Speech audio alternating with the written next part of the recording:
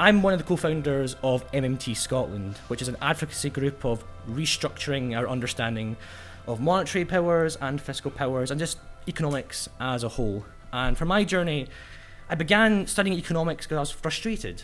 I'm a big advocate for Scottish independence, and when I went to Stirling University, I went there because I wanted to really prove that I can get the knowledge and prove that Scotland can be a prosperous, independent country.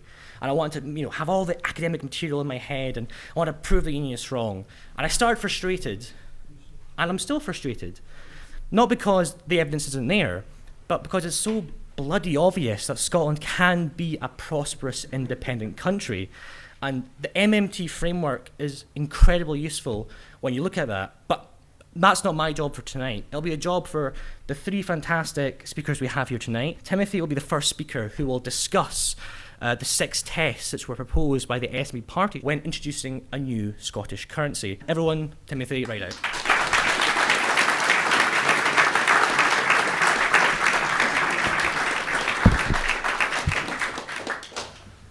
Well, thank you. I've decided to go for the Rees-Mogg look tonight, so Nanny's in the room at the back in case she's needed. So I'm going to just take you very quickly, not just through the 6 tests, but I've got a presentation. We're going to go through the introduction of the new currency in Scotland.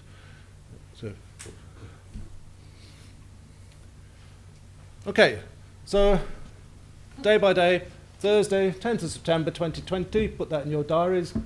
Scotland votes yes in an independence referendum. And 2 days later, on the Saturday, the UK Prime Minister concedes defeat and accepts that Scotland is now going to start the process to proceed to independence. Following week, Westminster adds Scotland to the Statute of Westminster 1931, which is the process by which places like Australia and Canada and so on became independent. That basically means that Westminster will no longer pass legislation for Scotland without the consent of the Holyrood Parliament for anything. Okay, and Monday, 5th of October, the Scottish Government introduces the Scottish Reserve Bank Establishment Bill into Holyrood at stage 1. And that is the bill which establishes the Scottish Central Bank. So that brings us to what I'm now describing as the just to be provocative. I like to be provocative a bit. So we've got the silly 6 or the sensible 7, which is which tests would be appropriate for whether we proceed with introducing the currency. So,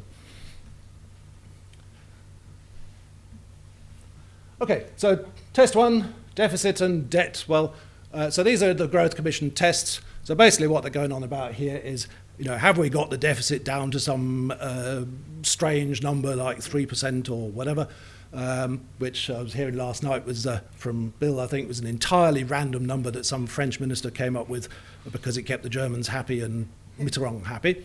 But anyway, so have we got some magic number and is our debt under control? Well, at the moment Scotland doesn't have any debts because we're not allowed to have debts because only adults are allowed to have debts. And do we have a deficit? Well, we don't know because the JERS figures are a bit sort of, guesstimates.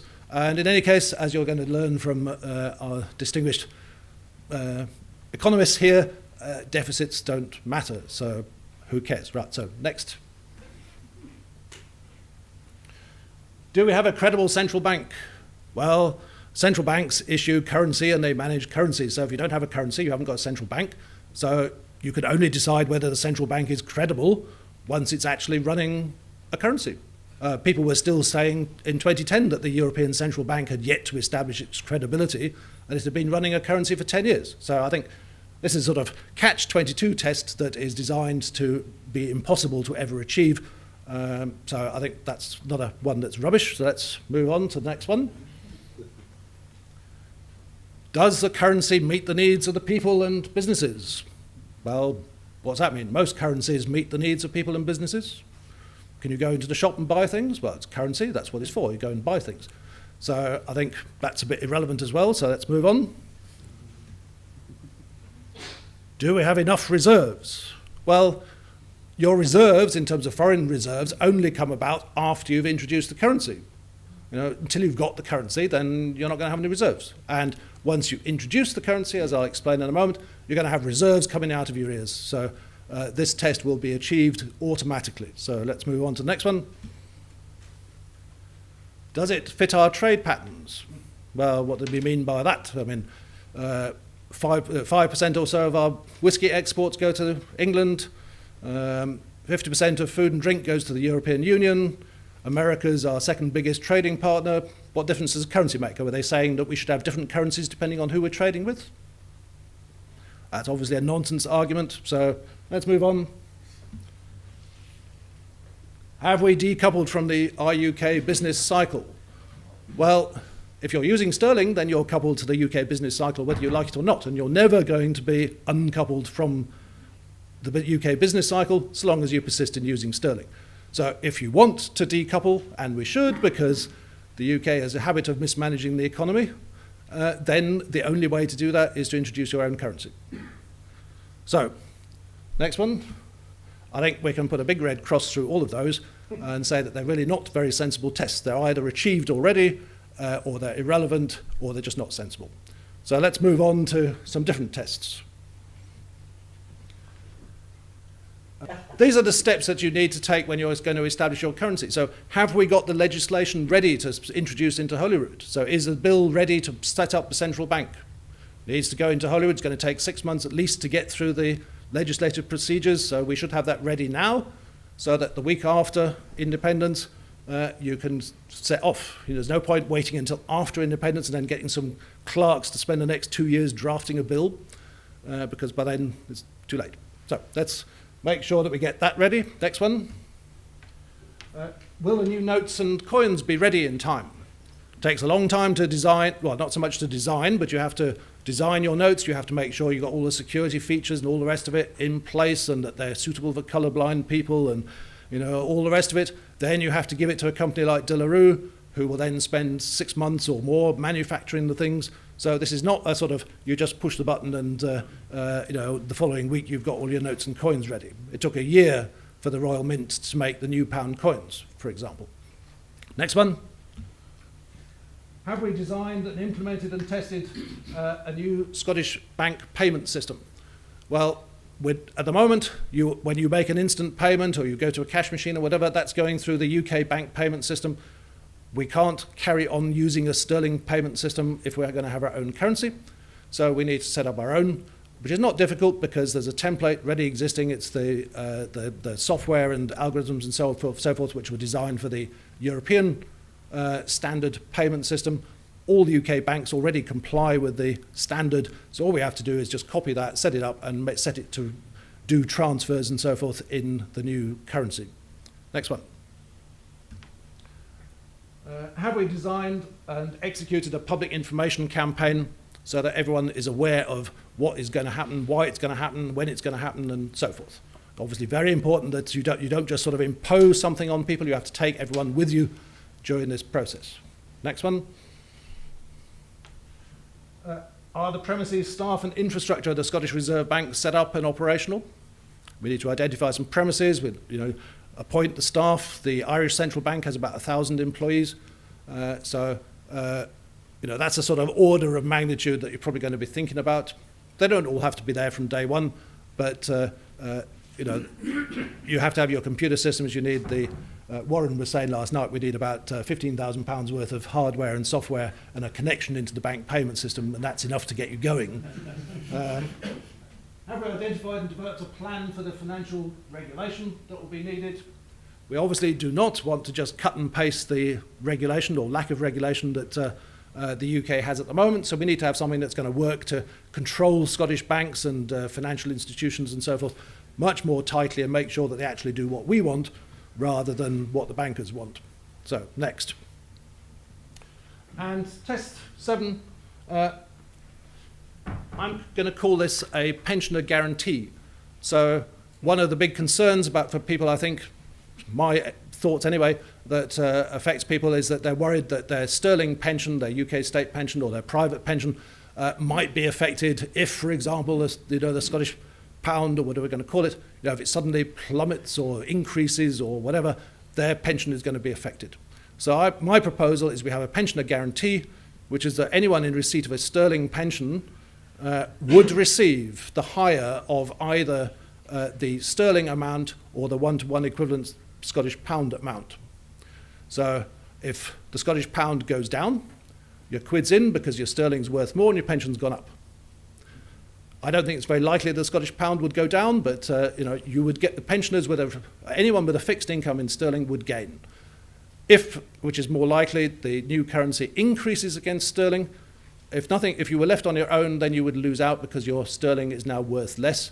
The Scottish government would step in and make it up to the same as it would have been if we had not had the new currency. So if sterling went down to 90 pence, you'd get 10 pence from the Scottish government to bring it back up to what it would otherwise have been. Okay, next. So I think those are the sort of tests that we should be looking at, making sure that they are implemented and that they're much more practical and actually address some of the people's concerns. So next. So 2021, the Act to establish the central bank receives royal assent. I would like to establish it in the Royal High School in Edinburgh, which is currently empty and has been empty since 1979. And I think it's a nice classical Greek temple-style building that would be very suitable for a central bank.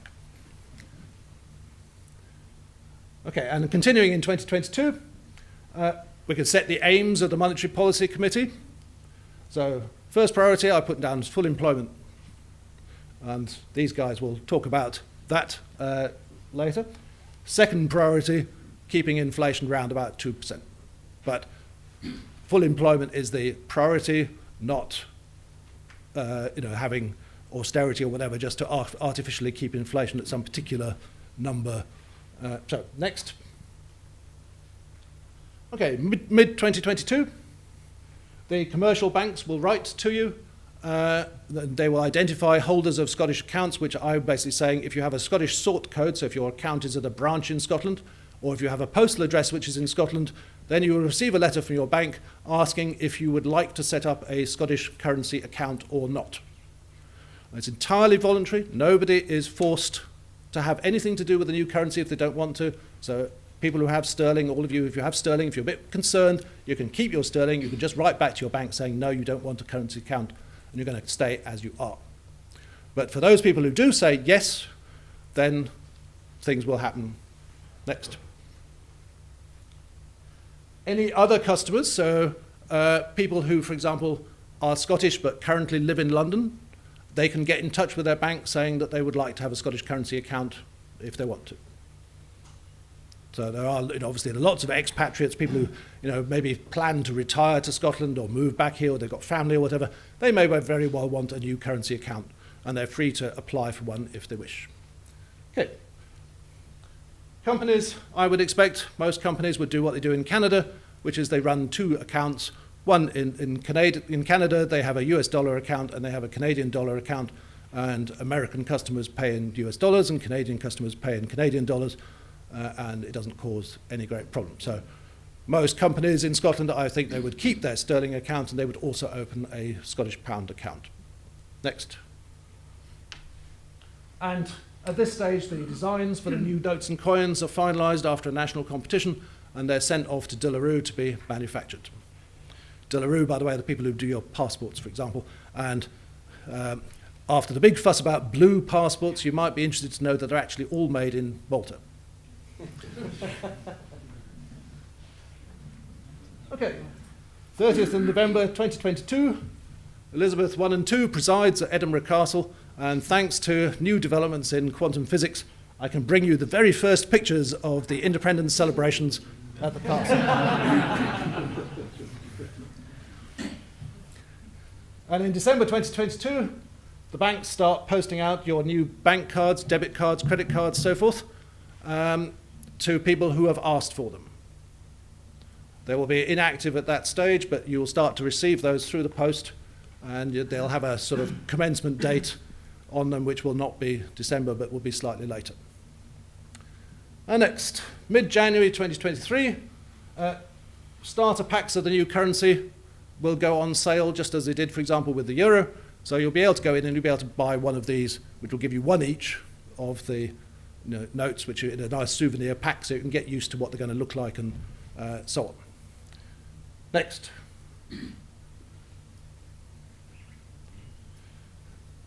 28th, 29th of January is the changeover period. So the new interbank payment system will be switched on, and your new bank accounts and so forth, for those who've asked for them, will go live. And for those who have requested it, sterling that they have nominated, which could be the full amount in their sterling account or part of the amount in their sterling account, your commercial bank will sell that to the Scottish Reserve Bank, and the Scottish Reserve Bank will issue the new currency to the commercial bank, who will then deposit it in your new Scottish currency account. Now, the important thing about this is you can see that all this stuff about reserves, we are not handing out your nice new notes free of charge. So we don't just go out on the street corner with a big bundle like newspapers and sort of chuck them all up in the air and expect people to run around and pick them up. No, you are going to have to hand in the equivalent of sterling for each, if 10 new notes are handed out, you will have to hand in 10 sterling notes to the same value to get them, whether it's digital or whether it's paper. So if you have £5,000 in your account, that will go to the Reserve Bank, and the Reserve Bank will issue £5,000 Scots, which you will get instead. So vending machines also converted, cash machines converted, and on the Monday morning, currency day, you will now start to find that you can no longer take sterling out of cash machines. You will get Scottish currency instead, and you'll be able to use your new debit cards and so on. For those who have kept their old sterling cards, bank accounts, checkbooks and whatever, you can carry on using those if you wish for the time being. Okay. 6th of March, the one-to-one peg to sterling ends, and foreign exchange transaction fees will start to be applied for anyone selling sterling in order to get the Scottish currency, or vice versa. And you may then find that shops will start to say, well, actually, they'd rather have Scottish currency rather than sterling. The automatic right to use sterling as legal tender will cease. And it's then up to the shops, employers, whatever. If they wish to pay their staff in sterling, that's fine, they can do so. If the shop, like Jenner's, you can go in just today, you can go in and pay in US dollars, you will be able to carry on using sterling. It's up to the shop whether they charge you a transaction fee or not. Your debit cards, whatever, they're all going to work, but you will start finding that there's just as if you buy something in euro, you'll see in the small print that the bank's added on 2% or whatever for a handling fee. Okay, next. So by the end of the year, the Scottish currency is standing at £1.12, so it's gone up slightly. Why? Because I reckon that of the 100-odd billion of sterling that people in Scotland have, initially they may only exchange 30, 40 billion. So you've now got a long tail of 60 or 70 billion of sterling that people have, and they are going to gradually find it becomes increasingly awkward to carry on using that.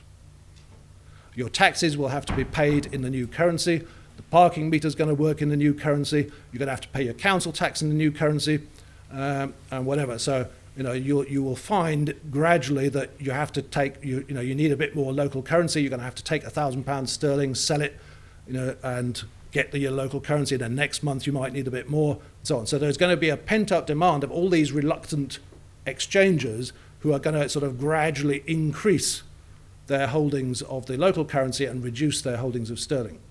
So you have that guaranteed market. And there are not going to be many sellers, because the only people who have exchanged money are those who wanted to. So if you don't want the new currency, why would you go and get it in the first place?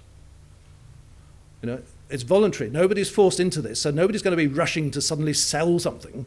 It'd be complete madness. You can go into the bank one day, ask for US dollars, and go back the next day and sell them. I mean, why would you do that?